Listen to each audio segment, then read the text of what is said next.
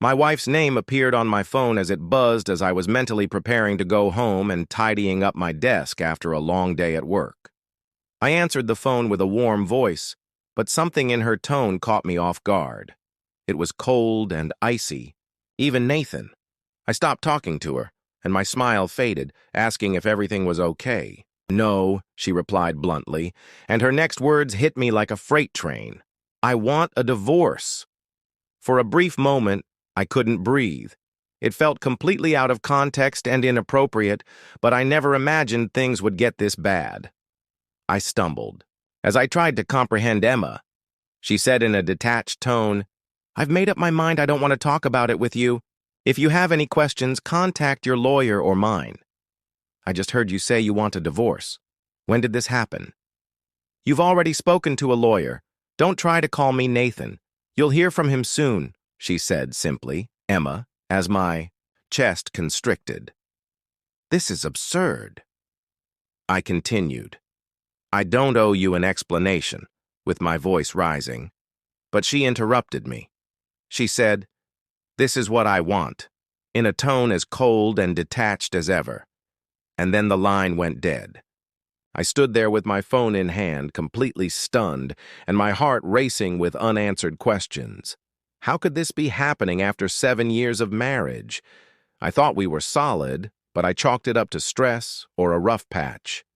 The drive. Home was a blur, and her words replayed in my head like a haunting chant, each repetition adding another layer of confusion and pain. By the time I arrived home, the emptiness hit me like a physical blow, and the house was eerily quiet. I wandered through the rooms, searching for some hint as to why things had gone so horribly wrong. But everything was in its place, neat and organized, as if nothing had happened. I was exhausted in the morning, but I knew that I couldn't let this go unanswered. If Emma wouldn't explain, I'd find out myself. The days that followed were a blur of shock and frustration. I sat down at the kitchen table and stared at the empty seat across from me, where we used to share meals and talk about our day. Now it felt like a hollow reminder of what I'd lost that night as I lay in bed replaying every conversation and moment from the previous year. I was unable to concentrate on anything after Emma's abrupt pronouncement, which was followed by an email from her attorney Henry Clark detailing the divorce procedures. It was a stomach punch. 2 days later, I found myself in Henry's office. The receptionist greeted me with a rehearsed grin, but I was a complete wreck inside. Emma had been organizing this. She had moved pieces on a chessboard without even realizing I was there. I was led to a conference room by Henry, an older man with a polished manner.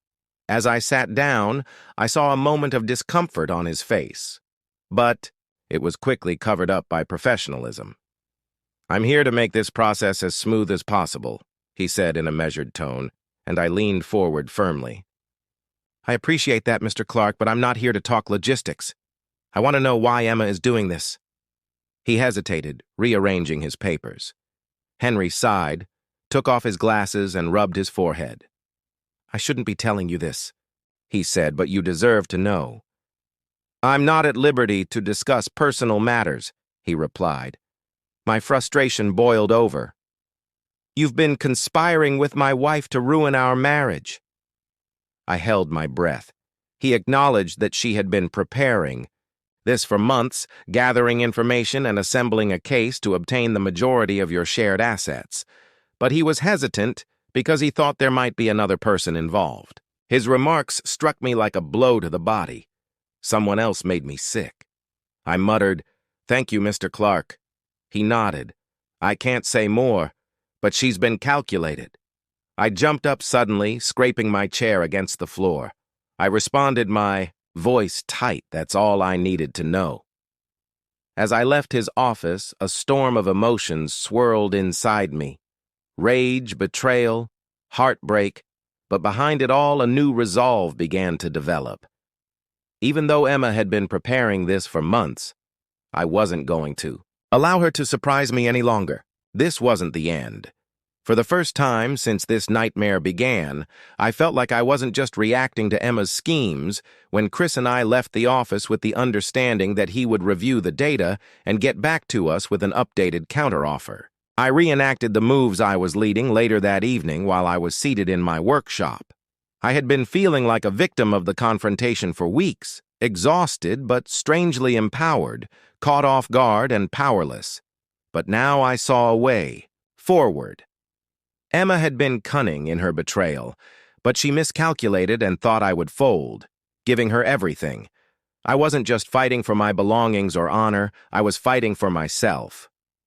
Chris called the following day, and for the first time in a long time, I felt like the man I was before her lies broke me. Emma seemed to have finally recognized that her position wasn't as strong as she first thought, so Henry also got in touch with me to let me know that they were open to negotiating. I nodded, thinking, good, let's make sure the terminology reflects the reality. Emma remained bold during the negotiations, but her confidence waned with each interaction as a growing grudge took its place. She knew she was falling behind, but she wouldn't acknowledge it, and I could see the regret in her eyes. One afternoon, after a particularly trying meeting, she finally said, "You feel like you've won." But she said bitterly, "But you'll never understand why I had to do this." I looked at her with an incomprehensible expression, thinking, maybe I won't, Emma. I responded, but that doesn't make anything better.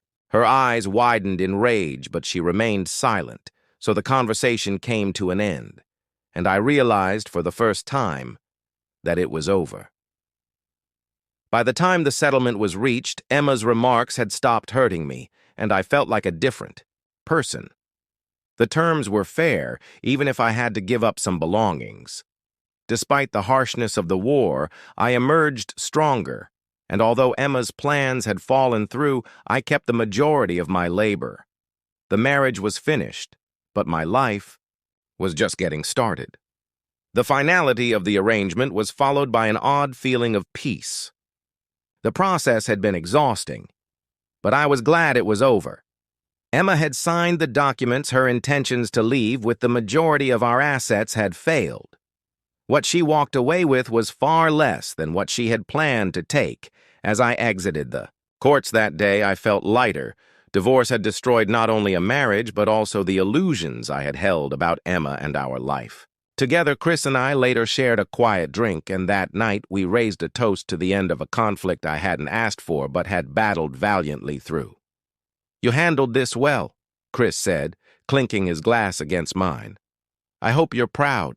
"Of that I am," I replied for the first time. I truly mean me, and I had lost enough in this process, but I hadn't lost my dignity.